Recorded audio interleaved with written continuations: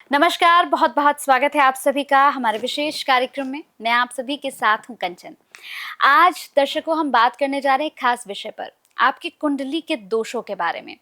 कई बार क्या होता है, हमारी कुंडली में कई तरह के दोष होते हैं। कई दोष तो हमें पता चल जाते हैं, लेकिन कई दोष ऐसे होते हैं कि हम दर दर भटक भी लेना तो हमें उनके बारे में पता ही नहीं चल पाता।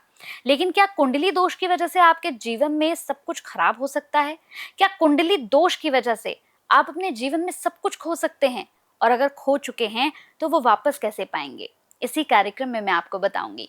मेरे साथ इस कार्यक्रम में माँ बगलामुखी के परम साधक महाराज भरत जी हैं। बहुत बहुत स्वागत है महाराज श्री आपका। महाराज श्री, आज मैं आपसे यही जानना चाहूंगी, जैसे कि मैंने बात की है कुंडली दोषों के बारे में, तो माँ बगलामुखी कुंडली दोष को कैसे दूर कर सकती हैं, इसके बारे में बताएं। सौवर्णासन संस्थितां त्रिनयनां पीतं शुकोलासनीं हेमाभाङ्गरुचिं शशाङ्कमुकुटं सश्चम्पकस्त्रग्युतां हस्तैमुदगरपाशबद्धरसनां सब्बिभ्रतीं भूषणैः व्याप्ताङ्गीं बगलामुखीं त्रिजगतां सस्तम्भनीं चिन्तये।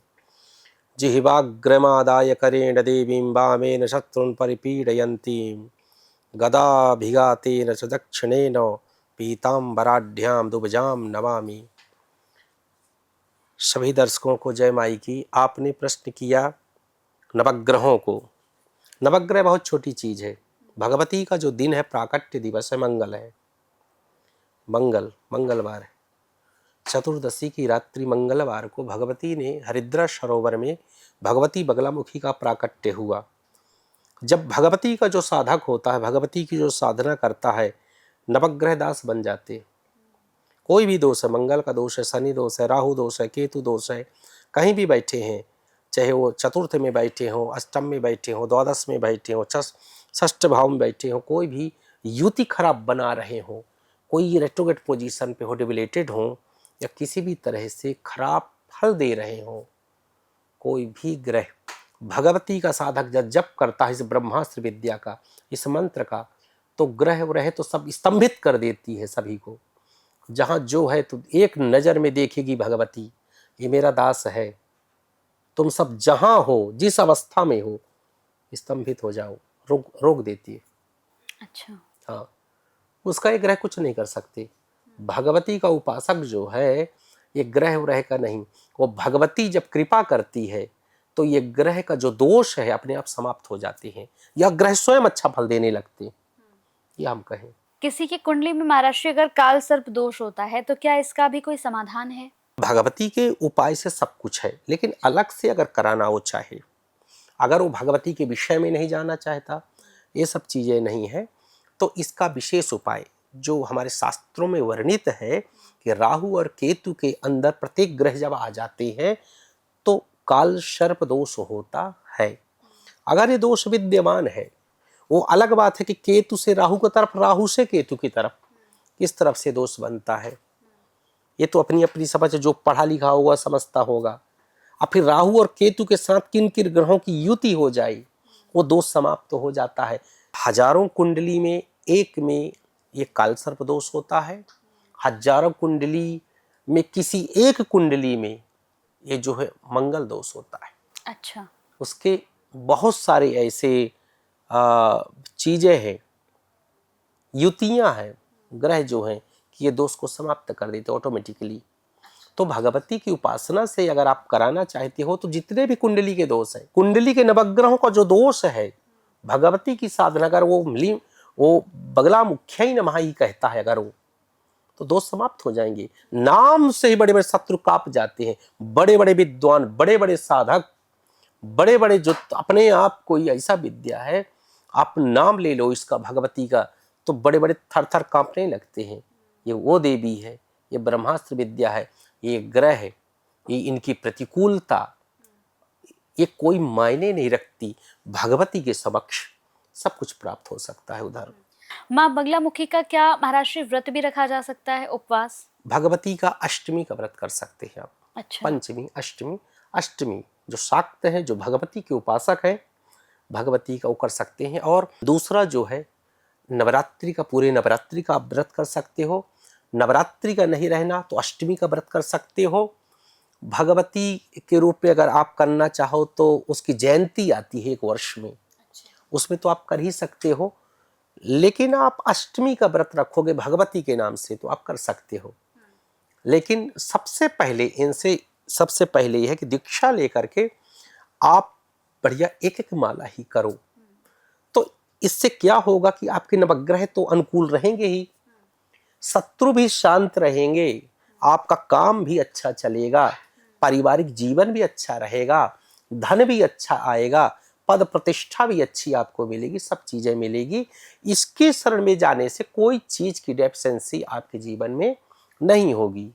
ये माँ बगलामुखी का साधक बनने के लिए या फिर माँ बगलामुखी के भक्त बनने के लिए महाराज श्री क्या शाकाहारी होना अनिवार्य है? नहीं, हम तो ब्राह्मण हैं और हमारे खानदान में कोई कभी भी हम अंडा तक को नहीं छूते। हम तो गुरुकुल परंपरा से, हम तो लहसुन प्याज को भी पाप मानते हैं। अच्छा। हाँ, हम लेकिन अगर कोई मांसाहारी, भगवती का पद्धति दो तरह का पूजन का है, दो तरह की प्रक्रिया है। जैसे कामाख्या में वाम मार्गी आप कर सकते हो, ठीक है, उस पद्धति का अनुपालन कर लो। हमारी पीठ तो दक्षिण मार्गी है, हम तो सब पुष्प फल मीठा फल इत्यादि से पूजन भगवती का करते हैं। तो कोई भी, मैं पुनः वो करना चाहूँगा स्पष्ट, कोई भी भगवती का पूजन कर सकता है, चाहे स्त्री हो। कई प्रश्न आते हैं, मैं पढ़ता रहता हूँ कमेंट में कि महाराज जी कौन भगवती का हम पूजन कर सकते हैं क्या? कोई भी पूजन कर सकता है। फिर पूजन कैसे हम कर सकते हैं तो बताता हूँ कि भैया जो नंबर चल रहे हैं उन नंबरों पे संपर्क करिए, गुरु दीक्षा लीजिए, फिर आप पूजन भगवती का उनका अनुष्ठान करिए, जब तब करिए, आप साधना करिए। बोले कि अगर हम गुरु दीक्षा नहीं लिए तो हम भगवती के लिए कुछ करना चाहें, क्या कर सकते हैं? तो मैं बोला सतनाम का पाठ करिए आप, और चालीसा भगवती का करिए दीपक जला करके बढ़िया, एक ही टाइम पे जो भी आप कर सकते हैं। इन तमाम चीज़ों का अनुपालन करते हो, कोई जीवन में दिक्कत ही आपकी नहीं होगी, चकाचक जीवन रहेगा, बहुत अच्छा जीवन आपका हो सकता है। हाँ महाराज श्री, ये 5 मकार क्या होते हैं? ये 5 मकार क्या होते हैं? वाम मार्गी है। पंचमकार जो है तो मांस, मदिरा, मैथुन, मछली इत्यादि का जो प्रयोग होता है, ये भगवान बचाए, क्योंकि मेरा मार्ग जो है पंचमकारों से इस तरफ है। अच्छा। मांस का प्रयोग होता है वहाँ, अच्छा। मदिरा का प्रयोग होता है, मैथुन का प्रयोग होता है, मछली का, मीन का प्रयोग होता है। ये पंचमकार है। पंचमकार का मतलब वाम मार्ग में ये इनकी अनिवार्यता है। ये तंत्र के लिए है? तंत्र के लिए वाम मार्ग, ये हमारी भगवती को ही लगता है। अच्छा। मतलब हम साधक दोनों तरह से पूजन कर सकते हैं, पंचमकार को अपना सकते हैं और हम वाम मार्ग, दक्षिण मार्ग, दोनों से भगवती का पूजन होता है। कामाख्या में भी भगवती है, बगलामुखी है, वहां जो है तो पंचमकार से ये वाम मार्गी पूजन होता है। और हमारा जो दतिया पीठ है उसमें जो है वो दक्षिण मार्ग पूजन होता है।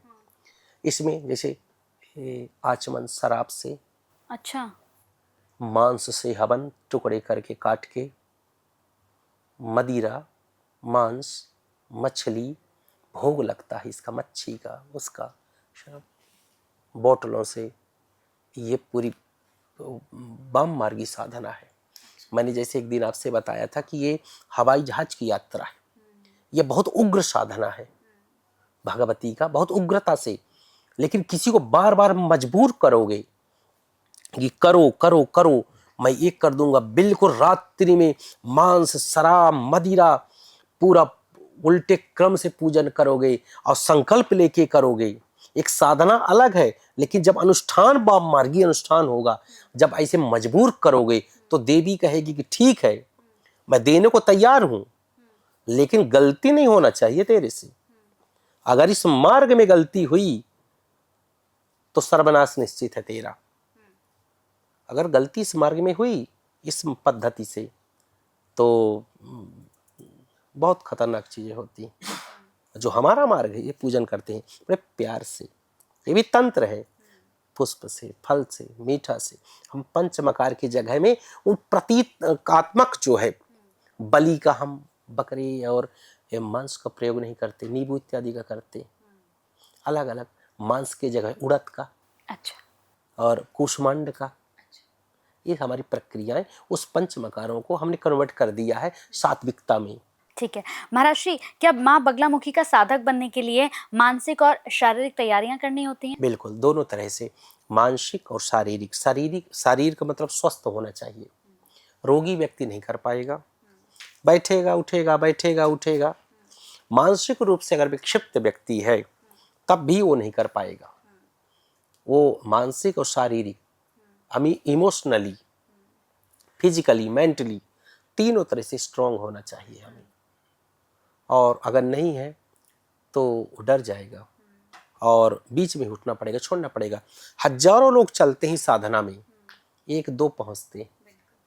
ऐसी कठिन मार्ग है ना।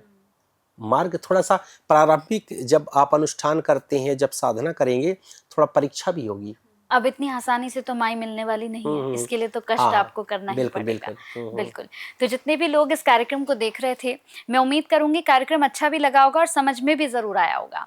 कहते हैं ना कि ईश्वर को अगर पाना है, माई को अगर पाना है, तो माई ऐसे नहीं मिल जाएगी। माई के लिए तो कष्ट करना पड़ेगा और आपको गुरु भी चाहिए जो आपके पीछे खड़े रहें, जो आपको समझाते रहें, आपको सही मार्ग पर लेकर चलते रहें। मैं फिर कहूंगी, और इस कार्यक्रम में क्या, मैंने जितने भी कार्यक्रम महाराष्ट्र के साथ कहे, उस हर कार्यक्रम में मैंने आप लोगों को अवेयर किया है कि जीवन में अगर माई को पाना चाहते हैं तो एक गुरु का होना बहुत जरूरी है, और ये वो गुरु जो परम साधक हो। सोशल मीडिया पर स्क्रॉल करते करते जितने गुरु मिले होंगे ना, उन गुरु के पीछे ना जाकर महाराज भरत जी से एक बार मिलकर देखिए। आपको जीवन में अगर सब कुछ ना मिल जाए फिर कहिएगा। बहुत अच्छा लगा महाराज श्री आपसे मिलकर। फिर मुलाकात होगी, बहुत अच्छे अच्छे विषय पर फिर हम बात करेंगे। जय माई की। जय माई की।